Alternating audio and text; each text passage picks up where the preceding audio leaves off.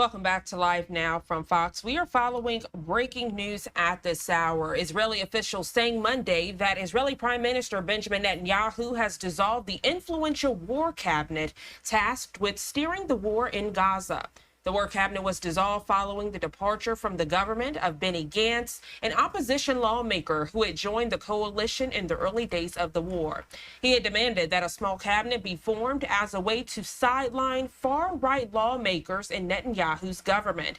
Joining us live this morning to further break down this news alert is national security expert at the University of New Haven, Ken Gray. Good morning to you, Ken. Always a pleasure having you here. Good morning, Janae. Glad to be with you again. So for many people, this is not a surprise. They felt it was just a matter of time before this happened. If you could set the stage for us, how did we get to this point, and what does this mean for Israel? Sure. 2 weeks ago, Benny Gantz had given an ultimatum to the prime minister that he wanted certain things to be accomplished by the 8th of October. I'm sorry, the 8th of June, or else he was going to resign. And that list included things like a plan for the post-war status of the Gaza Strip and steps towards obtaining a ceasefire and a number of other details. And despite providing that list, 2 weeks passed and none of those conditions were met. And so Benny Gantz resigned on June 9th from being part of the war cabinet. The war cabinet consisted of Benny Gantz, the prime minister, and the minister of defense, Yoav Gallant. And so this war cabinet was supposed to be able to have a balanced approach towards the conduct of this war. With Benny Gantz leaving 1/3 of the stool left, that stool has turned over, and so the prime minister has dissolved the war cabinet. Now, this does not mean that his government fails. This was a war cabinet that helped steer the direction of the war. And now with Benny Gantz's departure, the prime minister felt that it was no longer necessary to have this war cabinet, and so he has dissolved it. They will still be putting together the conduct of the war. It's just that Benny Gantz will not have his moderating influence on that conduct of the war. You mentioned the term balance, and I want to ask you how that relates to this, because that war cabinet was kind of a checks and balances, holding one another accountable, getting those updates, also taking a close look and making sure there was leeway happening as it relates to the hostage situation. But now that this war cabinet has been disbanded, what happens next? So Benny Gantz, many considered to be the opposition, the leader of the opposition to Prime Minister Netanyahu and a likely person to succeed him. With his departure, he was the moderating influence. He was the one that kept the hostages as the primary purpose, in his opinion, for the war cabinet.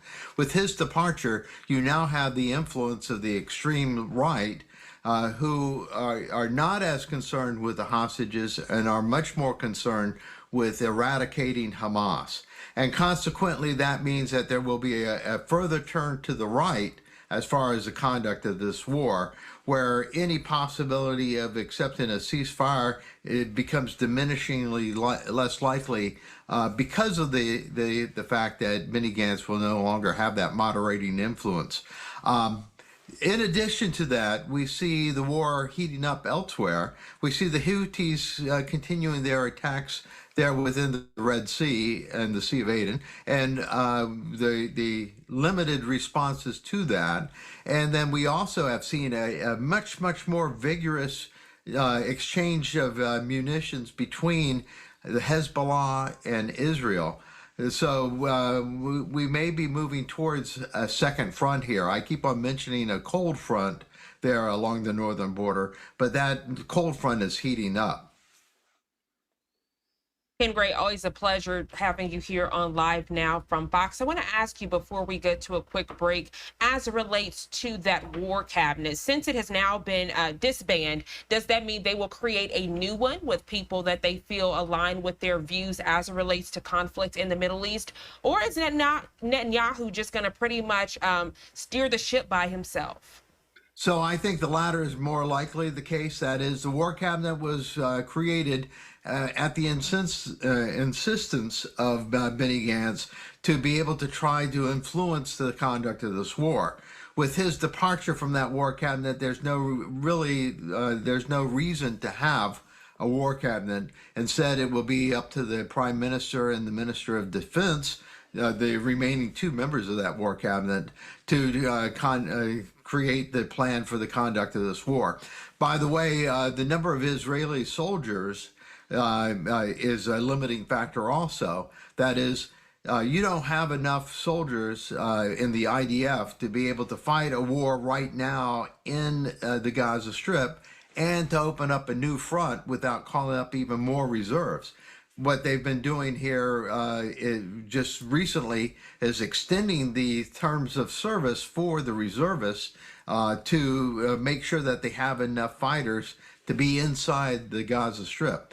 If they were to open up a new front while they're still conducting this war in the Gaza Strip, they're going to have to call in many more people, and the ultra-religious, Orthodox Israelis that have so far been given a pass as far as being required to be part of this IDF members, that will no longer be able to be supported, in my opinion, that instead they will be drafting the ultra-right Orthodox Israelis into this fight. Great perspective and expertise there. Ken Gray, always a pleasure. Thank you so much. Giving you another live look at this hour, you can see southern Israel looking into Gaza.